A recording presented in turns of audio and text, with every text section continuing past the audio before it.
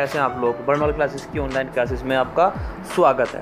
तो दोस्तों आज यहाँ मैं क्या है आपके लिए वर्ल्ड ज्योग्राफी का चैप्टर नंबर 2 लेकर आया हूँ। ठीक है, पहले चैप्टर पे हमने चर्चा की है, काफ़ी लंबा चैप्टर था, उसके 9 पार्ट बनाकर मैंने क्या है डाल चुका हूँ मैं। आज हमें क्या है चैप्टर नंबर 2 लेकर आए हैं जिसका नाम है पृथ्वी की गतियाँ। क्या पढ़ेंगे हम? पृथ्वी की गतियाँ। ठीक है, तो दोस्तों अगर आप हमारे चैनल पर नए हो तो प्लीज़ बर्नवाल क्लासेस चैनल को सब्सक्राइब कर देना, वीडियो अच्छी लगे तो इसे लाइक और शेयर भी कर देना, और जो नीचे बेल आइकन है उसे भी प्रेस कर देना ताकि आने वाले नोटिफिकेशन भी आपको मिलते रहें।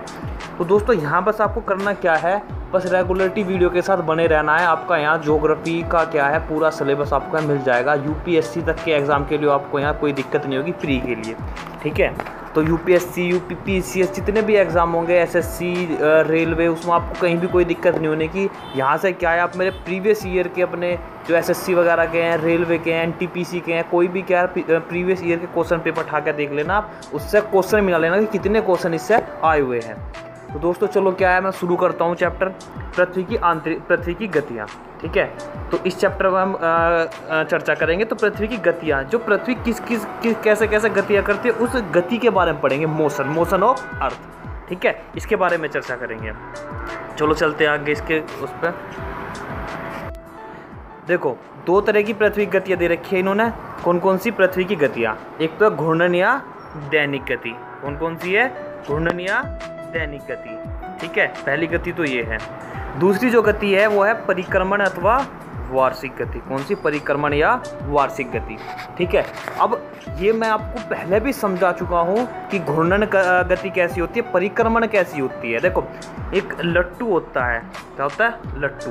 ठीक है, अगर हम ये लट्टू है, लट्टू क्या है एक ही धुरी पे घूमता रहेगा, जहाँ हम उसे घुमाएंगे वो क्या है वहीं पे घूमता रहेगा, एक ही डायरेक्शन में इस तरीके से घूमता रहेगा। तो वो कौन सी गति होती है? वो होती है घूर्णन गति। लट्टू के समान की जो गति होगी वो कौन सी होगी? आपकी घूर्णन गति। ये है परिक्रमण गति। ठीक है, या वार्षिक गति भी कहते हैं इसे। वार्षिक से ध्यान से समझ लेना, जो पृथ्वी है हमारी ये सन है। ठीक है, ये मान के चलो पृथ्वी है, ये क्या सूर्य का चक्कर लगाती है। ठीक है, ये 365 दिन में यहाँ से यहाँ तक एक चक्कर लगाती है। तो ये क्या है, 1 साल का टाइम लगा इसे, तो ये क्या होगा? इसे वार्षिक गति भी कह देते हैं हम, या परिक्रमण गति भी कह देते हैं। परिक्रमा किसकी कर रही है? ये सूर्य की। किसी परिक्रमा कर रही है? ये सूर्य की परिक्रमा कर रही है। ठीक है, तो इसे कहते हैं परिक्रमण गति। अब एक ही धुरी पे घूमना, ये जो है एक जगह घूमती रहेगी यहीं पे लट्टू के आकार की, तो उसे क्या कहेंगे हम? घूर्णन गति। ठीक है, आगे चलते हैं, घूर्णन के बारे में पढ़ते हैं हम। देखो डिटेल में थोड़ा सा। तो ये क्या कहती है,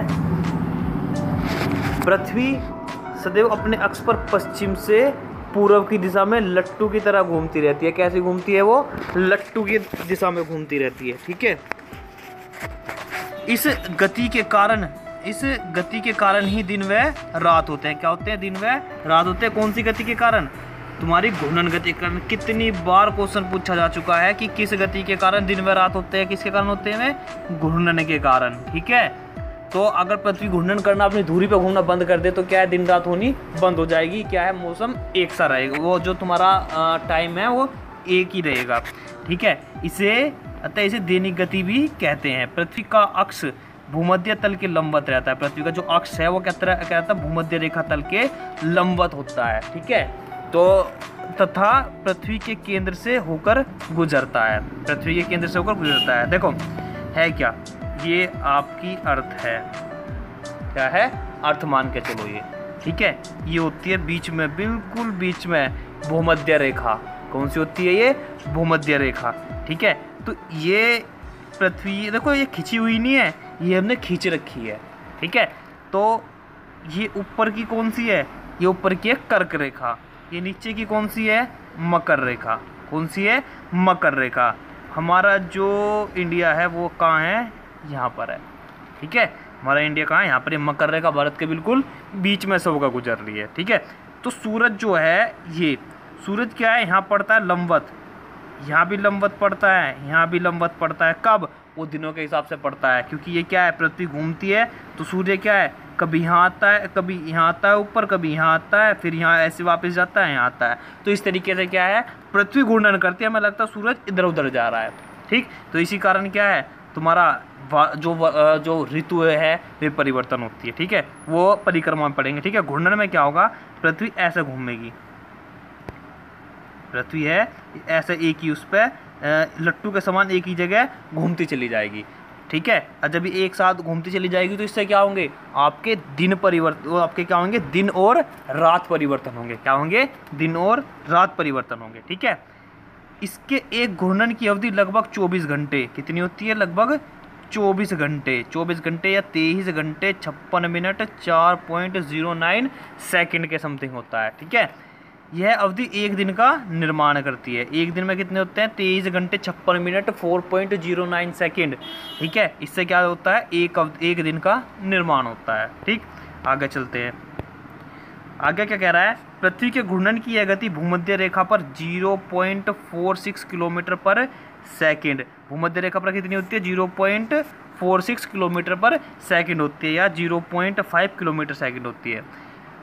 60 डिग्री अक्षांश पर इसकी आधी तथा ध्रुवों पर शून्य हो जाती है, अर्थात ध्रुवों की ओर यह गति क्रम से कम धीमी होती जाती है। देखो होता क्या है, ये आपकी पृथ्वी है, ठीक है, ये भूमध्य रेखा, ये है ध्रुव। अब ये क्या होता है, यार 0 डिग्री अक्षांश होता है, कौन सा होता है, 0 डिग्री अक्षांश। यहाँ पर जाओगे, यहाँ 5 डिग्री वगैरह हो जाते हैं। हमारी जो कर्क रेखा है उस पर जो है कितना है, 23.5 डिग्री, ठीक है। अब यहाँ ऊपर समथिंग यहाँ होगा 60 डिग्री के समथिंग, तो 60 डिग्री अक्षांश पर कितनी हो जाएगी, 0.23 किलोमीटर पर सेकंड हो जाएगी, कहाँ पर, 60 डिग्री अक्षांश पर, ठीक है। अब ये ऊपर जाएगा ध्रुवों पर तो क्या है, और कम होती चली जाएगी, तो ध्रुवों पर कहाँ जाएगी, बिल्कुल शून्य आ जाएगी स्पीड, कितनी आ जाएगी, शून्य आ जाएगी। ये है ध्रुव, ठीक है, इन ध्रुवों पर क्या हो जाएगी, शून्य हो जाएगी स्पीड, ठीक। आगे चलते हैं, ज्वारीय घर्षण पृथ्वी की घूर्णन गति को कम कर देता है। इस क्रिया के फलस्वरूप दिन की अवधि 0.002 सेकंड प्रति शताब्दी की दर से बढ़ जाती है। कितनी बढ़ जाएगी, 0.002 सेकंड प्रति शताब्दी, मतलब 100 साल में 0.002 सेकंड क्या है, इसकी स्पीड बढ़ जाएगी, किसकी, आपकी पृथ्वी की गति की, ठीक है। पवनों व समुद्री धाराओं में विक्षेपण, दैनिक ज्वार भाटा की स्थिति में परिवर्तन, ध्रुवों की चपटाकार स्वरूप, भूमध्य रेखा का उभार तथा उत्तरी चुंबकीय ध्रुव का गतिमान होना पृथ्वी की घूर्णन गति के कारण ही संभव होते हैं। बिल्कुल बहुत ही ज़्यादा इम्पोर्टेंट है, बहुत ही ज़्यादा इम्पोर्टेंट है, ठीक है। इसे तो याद कर लेना, रट लेना, क्योंकि पृथ्वी ऐसा आता है कि निम्न में से कौन सी घटना पृथ्वी के घूर्णन के कारण होती है या नहीं होती है, इस तरीके से पूछता है वो। होती क्या है, देखो दैनिक ज्वार भाटा, विक्षेपण होगा, समुद्री धाराओं में विक्षेपण, और तुम्हारा दैनिक ज्वार भाटा जो आते हैं स्थिति, और क्या आता है, भाटे की स्थिति में परिवर्तन होता है, ध्रुवों का चपटाकार स्वरूप, भूमध्य रेखा का उभार, और तुम्हारा उत्तरी चुंबकीय ध्रुव का गतिमान होना। वो भी किस पे डिपेंड करता है, वो सब डिपेंड करता है तुम्हारा पृथ्वी की दैनिक गति पे, ठीक है। दैनिक गति कौन, जो तुम्हारी घूर्णन गति है उस पर डिपेंड करता है, ठीक है। आगे चलते हैं, देखो यदि पृथ्वी अपनी धुरी पर, देखो इस तरीके से क्वेश्चन बन का आता है, ये मैंने बहुत अच्छे तरीके से सेट किया हुआ है। यदि पृथ्वी अपनी धुरी पर झुकी नहीं होती तो सर्वत्र दिन व रात की अवधि एक समान होती। अगर पृथ्वी 23.5 डिग्री के उस पर नहीं झुकी होती तो क्या होता, दिन व रात की अवधि क्या होती, समान होती, ठीक है। यदि पृथ्वी अपने अक्ष पर न घूमती, अगर अपने अक्ष पर ना घूमती तो क्या होता, सूर्य की परिक्रमा ना करती तो पृथ्वी के एक गोलार्ध में सदैव दिन बड़े तथा रात छोटी होती। जब सूर्य जहाँ पर है बिल्कुल वहीं पर स्थिर रहता, दूसरे गोलार्ध में सदैव रात बड़ी और दिन छोटे होते। क्या होते, दूसरे गोलार्ध में सदैव रात बड़ी और दिन छोटे होते, ठीक है। तो ये भी बहुत इंपॉर्टेंट है, इसे थ्योरी से याद कर लेना, कैसे भी याद कर लेना, बहुत ज़्यादा कई बार पूछा गया है इस तरीके का क्वेश्चन है एग्जाम में, ठीक है। आगे चलते हैं,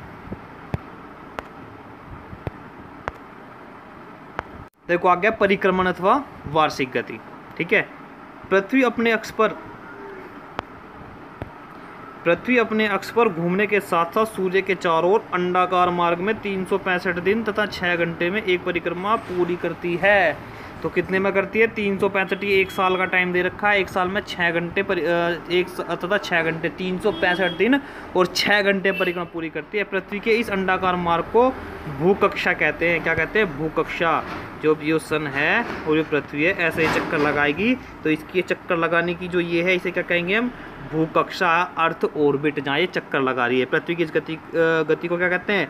परिक्रमण या वार्षिक गति कहते हैं। कौन सी? परिक्रमण या वार्षिक गति। जो सूर्य है, ये पृथ्वी है, जो चक्कर लगा रही है, जो क्या है, ये कौन सी गति कर रही है? यो परिक्रमण गति कर रही है। ठीक है, आगे चलते हैं। पृथ्वी सूर्य के चारों ओर अंडाकार कक्ष में घूमती है, तथा पृथ्वी और सूर्य के मध्य की दूरी परिवर्तित होती रहती है। बहुत इंपॉर्टेंट है, आगे इसकी डिटेल है, देखो सब पढ़ेंगे। पृथ्वी और सूर्य के बीच की औसत दूरी कितनी होती है? 149.6 मिलियन किलोमीटर। कितनी होती है? 149.6 मिलियन किलोमीटर होती है। ठीक है, सूर्य पृथ्वी। अब देखो ये इसने कौन सी बताई? औसत दूरी। ठीक है, ये फिक्स नहीं होती, ये बदलती रहती है। ठीक है, अब देखो बदले कैसे। एक समय पृथ्वी सूर्य के सबसे दूरस्थ बिंदु पर तथा दूसरे समय सबसे निकटस्थ बिंदु पर होती है। ठीक है, अब ये नहीं कि पृथ्वी जो सूर्य है तुम्हारा, ये सूर्य है, ये पृथ्वी है, ये नहीं कि ये बिल्कुल इनका जो बीच में डिस्टेंस होगी वो सेम ही होगी, यहाँ से यहाँ तक की डिस्टेंस वो क्या बदलती रहती है। देखो बदले ही कैसे, अपसोर उपसोर की घटना होती है वो। ठीक है, उसे पढ़ेंगे। ठीक है, ये देखो उपसोर अपसोर। उपसोर, देखो उपसोर क्या कहता है? पृथ्वी जब सूर्य के अत्यधिक पास होती है तो इसे क्या कहते हैं? उपसोर। कौन सी घटना है ये? उपसोर। ऐसी स्थिति 3 जनवरी को होती है। ठीक है, तो उपसोर की घटना कब होती है? जब पृथ्वी क्या है, सूर्य के सबसे ज़्यादा नज़दीक होती है। सबसे ज़्यादा नज़दीक होती है तो कौन सी घटना होती है? उपसोर की घटना। ठीक है, 3 जनवरी को ये घटना होती है। अपसोर, अपसोर की ऐसी घटना, पृथ्वी जब सूर्य के अधिकतम दूरी पर होती है तो इसे अपसोर कहते हैं। ऐसी स्थिति 4 जुलाई को होती है। कौन सी कब होती है? 4 जुलाई को।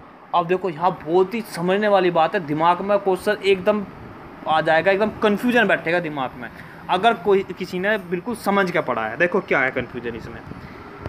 यहाँ पर क्या है? 3 जनवरी को क्या होता है? सर्दी होती है। 4 जुलाई को क्या होता है? गर्मी होती है। क्यों होती है? सूर्य का प्रकाश या सूर्य की जो गर्मी है वो पृथ्वी पर बहुत ज़्यादा पड़ती है।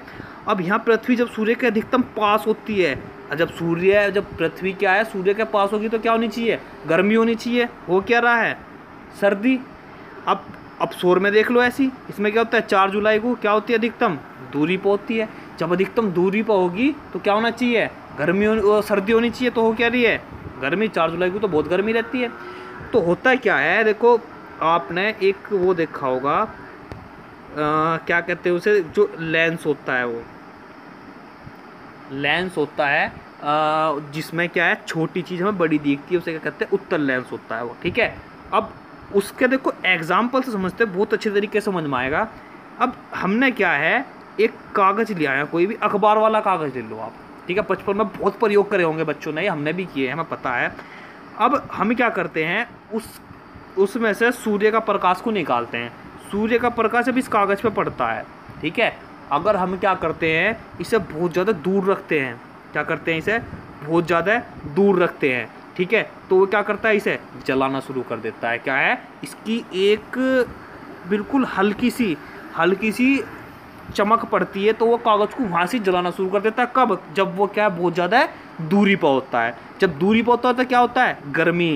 गर्मी बढ़ा देता है वो। और जब ज़्यादा नज़दीक आ जाएगा तो इसका आकार क्या हो जाएगा?